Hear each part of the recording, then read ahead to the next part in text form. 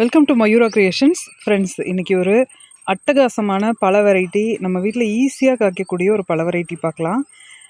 இது என்ன பழம் அப்படின்னு பார்த்தீங்கன்னா, ஃபஸ்ட்டே காட்டினா சர்ப்ரைஸ் போயிருங்கிறதுனால இப்போ காட்டுறேன். இதில் ஏர் லேயரிங் வேறு போட்டு வச்சுருக்கிறேன் நான். Water apple. இது மேக்ஸிமம் வருஷத்துக்குமே காய்க்கும். இது சீசன் கிடையாது.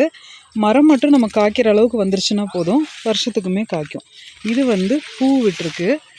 இது காய் அப்படியே உங்களுக்கு அந்த பக்கமாக காட்டுறேன். இது 2 வருஷமான மரங்க.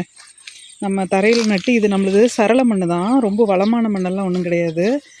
சரள மண்ணிலேயே சூப்பராக இன்றைக்கி தான் பார்த்தோன்னே இதை ஷேர் பண்ணணும் அப்படின்ட்டு நான் எடுத்திருக்கேன். இங்கே பார்த்திங்களா, திராட்சை கொத்து மாதிரி எவ்வளோ சூப்பராக இருக்குன்னு. இது பேக்கில் இருந்தால் கூட கொஞ்சம் உரமெல்லாம் கொடுப்பேன். தரையில் வச்சதோடு சரிங்க.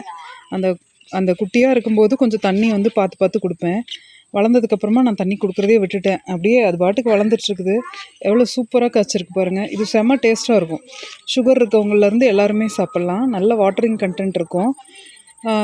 வெயில் காலத்துக்கு ரொம்ப அருமையான ஒரு ஃப்ரூட்டு.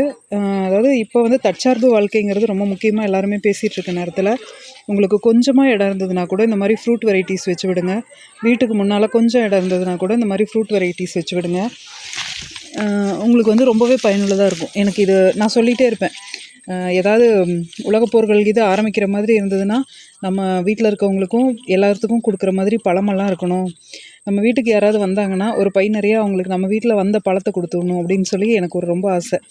இந்த வாட்டர் ஆப்பிள் பார்க்கும்போது அவ்வளோ சந்தோஷமாக இருக்குங்க. எவ்வளோ பேருக்கு வேணாலும் கொடுக்கலாம். அந்தளவுக்கு காய்ச்சிருக்கு, நல்லா காய்ச்சிருக்கு. வருஷம் நமக்கு இந்த காய்ப்பு தொடருங்க பாருங்க. அப்படியே அந்த வெயிட்டு தாங்காமல் பொத்துன்னு விழுகுது. அங்கேயும் கீழே இருக்குது. அதனால் இதை பார்த்தோன்னே ஐயோ நம்ம எந்த உரமுமே கொடுக்கலையே, இப்படி பூத்துருக்கே காய்ச்சிருக்கே அப்படின்ட்டு இருக்குது. உரம் கொடுக்கறக்கு ஆரம்பிக்கணும். ரொம்ப அழகாக இருக்குது இல்லைங்களா? கண்டிப்பாக உங்கள் வீட்டில் இந்த மரத்தை வைங்க. இது நம்மகிட்ட அவைலபிள் இருக்குது.